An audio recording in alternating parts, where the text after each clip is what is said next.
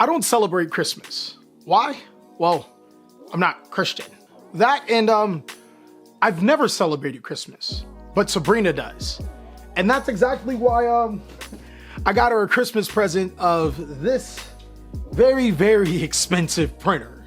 So when I got her this printer, my first thoughts was, hey, you know, she needs a very expensive printer to do her arts and crafts. Let's destroy my wallet. To be honest, I really don't know exactly why I did it, but then that's until I received a gift from a very special person to me. Punkstars and her family actually got me these really, really cool field centers from Amanda LaPalm. Like there is Leafeon and Eevee, and then there's I don't know who this is. This is definitely Sabrina's. This is really, really up her alley. And then there's Espeon and Umbreon, but my favorite probably is going to go to this Vaporeon and Flareon here. I gotta say, Punkstars, I am jealous that Sabrina got a bracelet, but I know she hating on these this swag right here. Can I have one? No, they're mine. Go home. Already home. Go to another home. And that's when it hit me. Some people do celebrate Christmas for the wrong reasons. Some people celebrate it for religious reasons. Some people celebrate it just to get gifts. But other people really want to see someone else smile, and it's genuinely what makes it perfect. But now, since we're talking about perfect, I know something else that will be magnifico. It is the perfect Forbidden List we do every Forbidden List season. That's right, we're going to be talking about what Konami could do to make this Forbidden List a little more perfect, turning up the jets and making as many competitive decks as possible. Again, I want to point out that this is not a prediction list. This is an attempt to fix the format and make it better than what it is. So without further ado, let's jump on in. And here we are. Oh, let me go ahead, cozy on up, because it's going to be it's going to be a perfect list. Also, one more thing. If you want to get the shirts, yes, TheCaliEffect.com is live. But starting off for the Forbidden List, what we have banned for this particular list is going to be similar to the video that we did last week. I really like Predaplant Vert Anaconda being banned on here, not because Anaconda is a busted Yu-Gi-Oh card, it's because it's a very poorly designed Yu-Gi-Oh card. Now there are some players saying that you should just not print any more polymerization or fusion cards. You stupid?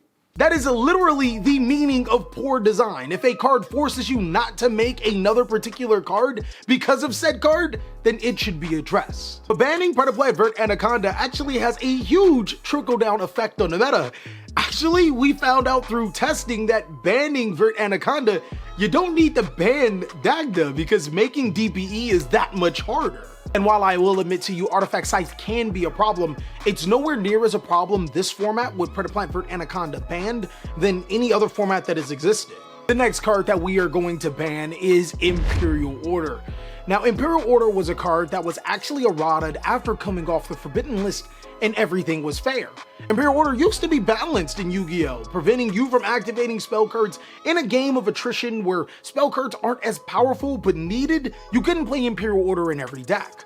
But now Imperial Order is starting to have that same feel of Royal Oppression and Vanity's Emptiness. All you have to do is just set up your board and then set your Imperial Order and you can't lose. Forget hand traps. They're not even impactful right now. If it's not in the bureau or draw, you can pretty much just set up a board anyways and then set the Imperial Order.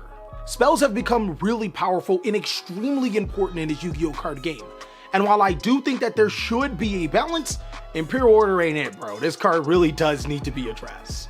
So moving on to Limited, I am actually going to get a lot more aggressive than my ruining Forbidden List video. Go ahead and check that out. That was really fun to go through it, and it taught me so much. I'm actually going to limit Thunder Dragon Colossus. This was a card that was extremely problematic because it can be splashed in every single deck, and in theory, it still could be splashed in a lot of decks. Nemesis Corridor is a thunder monster that can activate from his hand and has fairly low conditions to summon itself. It can also then be tributed for a free Thunder Dragon Colossus, but to be honest with you, ain't nobody got time for that. That's 1 to 3 non-searchable cards inside of your deck to play 1 card inside of your extra deck that could potentially not be good against the deck you're going against in a format with Dark Ruler No More, Forbidden Chalice, and Forbidden Droplet. It seems kinda dicey here. You also want to keep in mind that I put Thunder Dragon Colossus at 1, so anything after your first Nemesis Corridor, yeah, they're just bricks from here on out. Thunder Dragon Colossus will be a huge boost to Thunder Dragons, and with Guard Dragon LP being banned, it's going to be really hard for it to be played inside of the Rocket strategy, or Dragon Link strategy, however you want to call that strategy.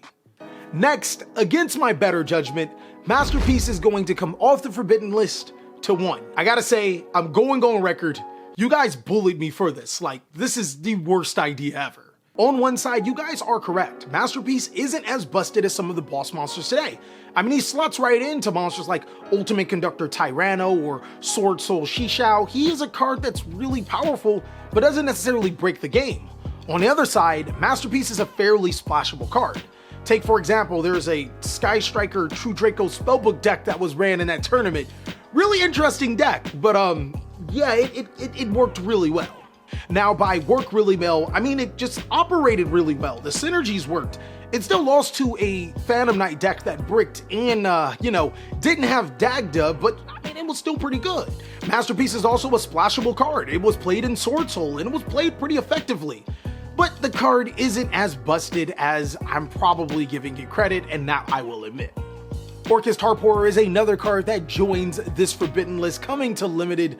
Through its strenuous testing, Harporer to 1 feels really good for the Orcust strategy and doesn't necessarily break the deck. Ironically enough, we went a little bit further and brought off Nightmare Mermaid. I didn't feel really comfortable to bring it off the list just yet because there's obviously more stuff that can be splashed with it, but as a pure Orcust strategy, it wasn't too busted. It was fairly decent. And to be honest, it had a lot to do with these power spell cards in the Yu-Gi-Oh card game and the less reliance on hand traps that would make Orcust actually weaker. Now, there are a few more limited cards like the Dragon Rulers, but to be honest with you, nobody cares. If you've seen any of the videos that I put out about Dragon Rulers, then you'll see why we don't care. For semi-limited, I have both Black Dragon Calypsurfin and White Dragon Wyver Buster moved to semi-limited. These cards are fairly powerful, but the reason why they were put on the Forbidden list is because Guard Dragon Opie and Guard Dragon Pisty with Argapane were really powerful, but 2 of those 3 are on the Forbidden list. Along with Striker Dragon being limited at 1, I think that these cards could safely come off the Forbidden list without too much of a problem. I still also have Solomon Great Gazelle moving down to 2. This also proved to be really good for the Solomon Great strategy without taking them over the top. Solomon Great could use the little bit of help that it needs to stay in competitive relevancy, even though it's already a deck that's too strong. Beatrice, Lady of the Eternal, I said it before, is not only a card that would make this Forbidden list perfect, it is a card that I wholeheartedly believe will come off the Forbidden list to semi-limited in the next upcoming Forbidden list. I am 1000% sure this card is coming either 2 or 3 almost definitely. This is a huge boost for pretty much Burning Abyss and no one else. Being able to make a second Beatrice actually gives them an in-house win condition, being able to send the important cards from the deck to the graveyard, making Purple Dante a little bit more useful, seeing that you have 2 Beatrice to potentially float into this, while also just being a in-house staple for the Burning Abyss strategy. Now, to make things a little bit more interesting, I put Mist to 2 and Servant of Endymion to 2. Misk being the 2 really helps the Dino strategy and pretty much nothing else, giving the deck a little bit of protection when going second. I know it's already a card that's fairly searchable, but having that second miss to follow up actually gives Dino a better grind game. Servant of Endymion the 2 is a card that I really wanted to put to 3, but I think the problem with Pendulum is that the more cards that come off the Forbidden list with Pendulum, the more times players will try to combine all of the Pendulum strategies. Now, if there was a way to keep the Endymion strategy separate from the Pendulum Magician strategy, separate from the other strategies that Pendulum players like to mix in, then I feel that we can unban a lot more Pendulum cards.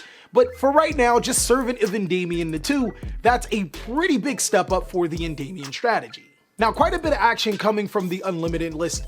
Dynamite, the True Draco fighter, being unlimited. This is pretty big for the True Draco strategy, and I'm not really scared of the Spellbook Sky Striker True Draco thing that goes around. Nah, I'm not scared. Not at all.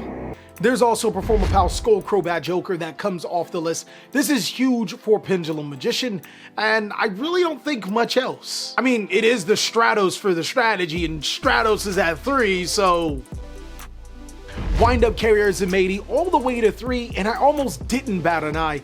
The reason why I had a second pause with it is because I wanted to ban Wind-Up Hunter in response, but I'm not sure if that combo even works anymore. I mean, we know the combo exists, but is it even good? When we tested it, the answer was just a solid no, but hey, we might have to do more testing. Maybe you might have to play under this list inside of the Discord. And then amongst other cards that are off this list, Speedroid Terratops to 3, we still think that this is one of the most impactful cards on the entire list outside of Vert Anaconda in Imperial Order. A free special summon 3 to your side of the field without committing your normal summon, that's a free Cherubini. It's also just a free monster, that could be huge. Terrortop could instill terror to the top tables, right? Right? The fun thing about this Perfect Forbidden list is not only that it's ever so changing until the next Forbidden list come, we actually play under this format. If you want to participate in this tournament, then go ahead and join my Discord. It's always popping, big dog.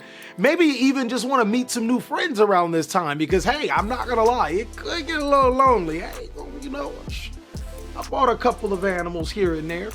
But if you want to just talk about how this Forbidden list sucks, well, then the comment section is always for you. As always, go ahead and check out these videos if you want to see more CaliEffect content, as I'll catch you on the next one. Happy holidays, everybody.